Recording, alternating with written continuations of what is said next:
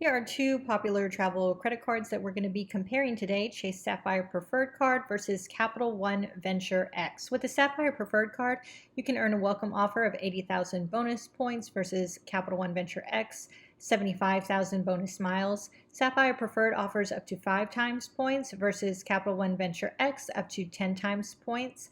There's a $95 fee for the Sapphire Preferred versus a $395 fee for the Venture X. Neither card has a 0% intro APR offer at this time, and neither card has foreign transaction fees. Here's a closer look at the welcome bonus for both cards. For the Chase Sapphire Preferred, you can earn 80,000 bonus points after you spend $4,000 in the first 3 months. That bonus is worth about $1,000, and that's if you redeem your points for travel through Chase. Because with this card, Chase does give you 25% more value for your points when you redeem them for travel through Chase. You also get an anniversary bonus points, 10% of the total purchases you made in the past year. So if you spent $5,000 in the past year, you could get $500 or 500, that is, bonus points on your card anniversary. For the Capital One Venture X, you can earn 75,000 bonus miles when you spend $4,000 on purchases in the first 3 months, and you also get with this card a $300 travel credit and 10,000 bonus miles on your card member anniversary. That's worth about $100. This bonus varies in value depending on how you use it or how you redeem it. Both bonuses are a bit similar. They do require the same amount of spend in the same amount of time. However, you may be able to squeeze a bit more value out of the Chase Sapphire Preferred if you redeem your points for travel through Chase.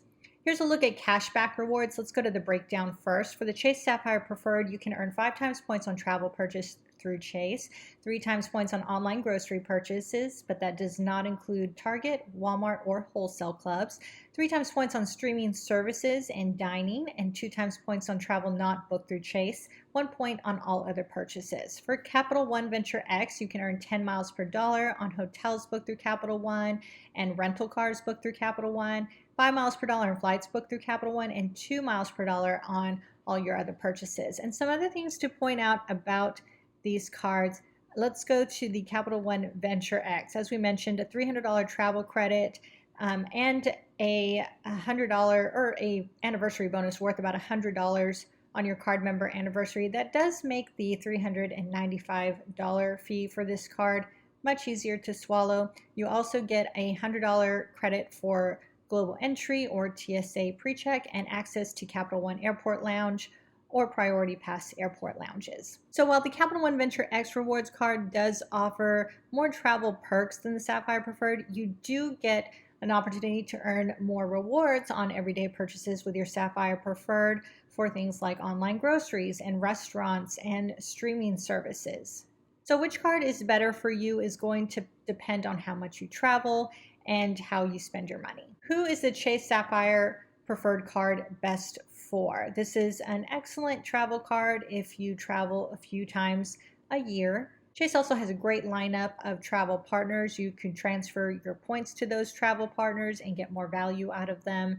Another thing to mention about this card is the car rental insurance that comes with the card is primary insurance, which is different than a lot of other cards offer. If they do offer a auto rental collision damage waiver, you do want to read into those card benefits though to find out exactly how that works. Who is the Capital One Venture X rewards card best for? This is a card that offers great value if you travel often. It does come with that $300 travel credit and the anniversary bonus worth about $100. So that's $400. Your annual fee is $395. So you pretty much get an extra $5 there, but that's only if you do redeem those credits. If you travel frequently, if you like a good airport lounge, this card is for you. But if you don't travel much at all, this is probably not the card for you. Does it make sense to get both cards? You can, however, keep in mind you'd have to spend $8,000 in 3 months. And you also want to remember Chase's 524 rule, which means if you applied for 5 or more credit cards in the last 24 months, Chase will likely deny your application.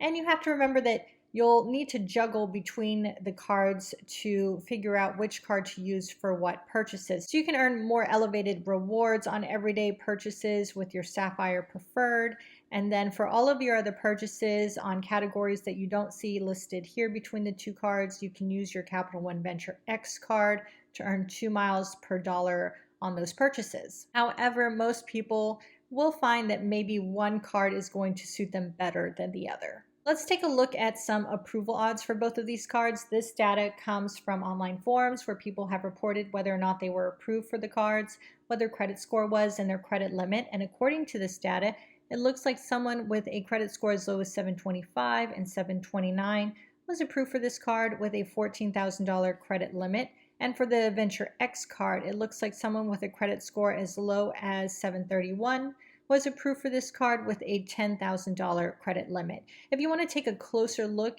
at our review, visit us at allcards.com.